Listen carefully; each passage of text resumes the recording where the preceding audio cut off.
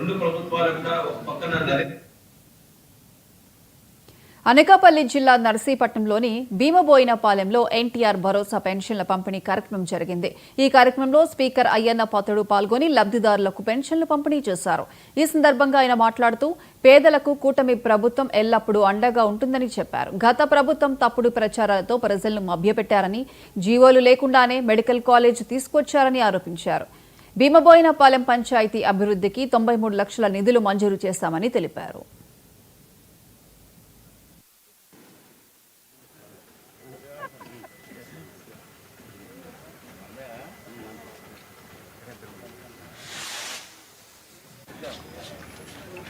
రాష్ట్రం మొత్తం తీసుకుంటే తెలియాలి, మీకు కొన్ని విషయాలు తెలియాలి. ఏదో వచ్చేసి ఇచ్చిపోవడం కాదు.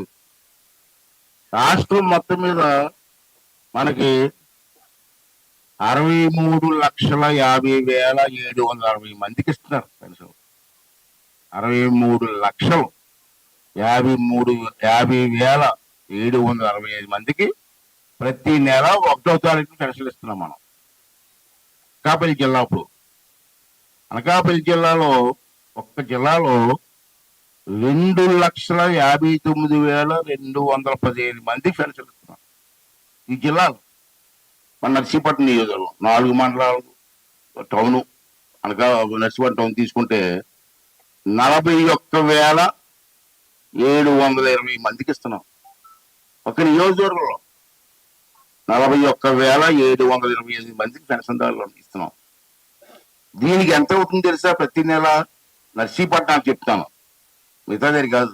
నర్సీపట్నం ఒక నియోజకవర్గానికి ప్రతి నెల 1వ తారీఖున 16,07,00,000 రూపాయలు ఇస్తున్నాం.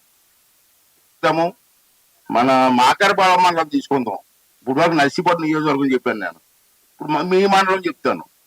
మీ మండలంలో ఎంతమంది పెన్షన్ తీసుకుంటున్నారు మీరు ఎవరికి తెలుసా?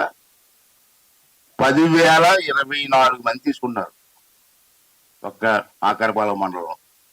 వీరికి ప్రతి నెల 1వ తారీఖుని 4,28,00,000